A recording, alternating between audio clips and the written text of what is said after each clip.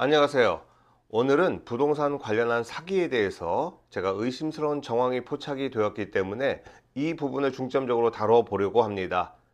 특히 마이너스 프리미엄이 있는 현장, 오피스텔, 생숙 같은 경우에서 나타날 수 있기 때문에 여기에 해당되시는 분들은 이 영상 놓치지 말고 꼭 보시기 바랍니다. 앞서 제가 의심스러운 정황이 포착이 되었다라고 말씀드렸습니다. 하지만 사건화까지는 이르지 않다 보니까 좀 조용합니다. 그렇지만 어딘가에서는 조용히 진행이 되고 있을지 모를 것 같다라는 생각이 또 듭니다. 이게 무슨 말인지 여러분 궁금하실 겁니다. 일단 부동산 관련한 사기범들은 돈 냄새를 아주 잘 맡습니다. 정확한 표현을 한다면 돈 냄새가 나는 상황, 그 상황을 잘 포착을 해요.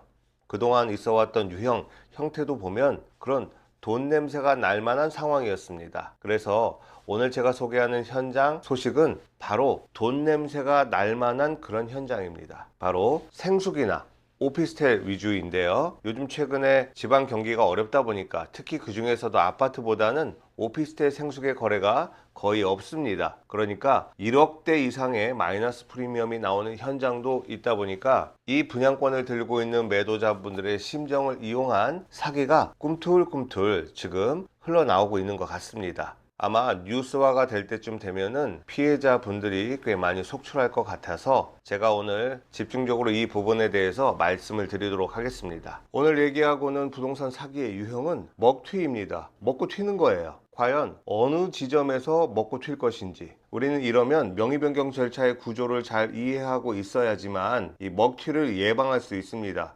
이 절차에 숨어 있는 구조를 잘 이해하신다면 아하, 그럴 수도 있겠구나라는 생각을 하실 겁니다. 방심은 사기꾼들이 가장 좋아하는 타이밍이기도 합니다. 그러면 이 분양권 절차를 한번 좀 간단하게 한번 보도록 하겠습니다.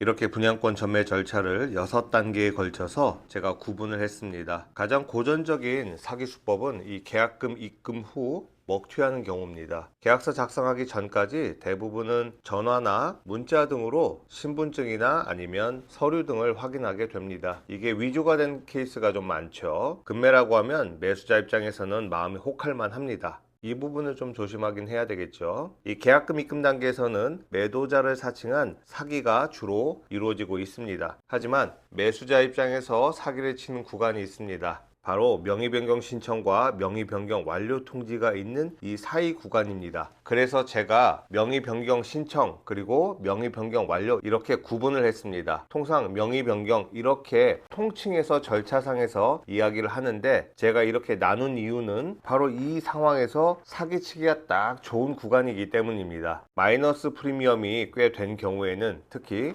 오피스텔, 생숙 같은 경우에는 주로 1금융권보다는 2금융권 은행들이 좀 많죠. 저축은행 같은 경우. 여기서 중도금 대출 승계하기 위해서는 매수자가 소득증빙 자료가 필요합니다. 그래서 여기서 중도금 대출 은행이 필요로 하는 소득증빙 자료를 맞춥니다. 근로소득 원천징수도 근무기간을 조정한다든지 가상의 법인을 만들고 몇 명의 사람들을 직원으로 채용하는 형식을 통해서 갑작스럽게 소득이 발생하는 구간이 되겠죠. 이걸 만들어서 중도금 대출 승계를 받습니다. 일반적으로 중도금 대출 승계가 되었다라고 한다고 하면 대부분 명의 변경도 자동으로 통과하는 것으로 알고 있습니다. 하지만 최근에 마이너스 프리미엄이 드러나고 있고 입주 시에 계약자와 시행사 간에 법적 분쟁 등이 발생을 하다 보니까 이 부분에 대해서 시행사나 시공사도 민감하게 받아들이고 중도금 대출 승계와 무관하게 자체적으로 또 심사를 하는 곳도 있습니다. 그러다 보니까 나중에 명의 변경 완료 통지가 안 되는 경우가 있어요. 거절하는 경우가 발생합니다. 그런데 문제는 명의 변경 신청하고 나서 우리가 서류를 작성한다는 의미입니다. 서류 작성하고 잔금을 정산합니다. 특히 매도자 같은 경우는 매수자한테 돈을 토해내죠. 마이너스 프리미엄이니까. 또 부가가치세가 있는 경우에는 부가가치세도 돌려줍니다. 이 돈을 갖고 튀는 거예요. 즉 돈을 먼저 받고 명의 변경 완료가 즉시 이루어지면 다행이겠지만 통상 일주일 사이에 통지해 준다라고 합니다. 그 사이에 거절이 되었을 경우 문제가 발생할 수 있는 거죠.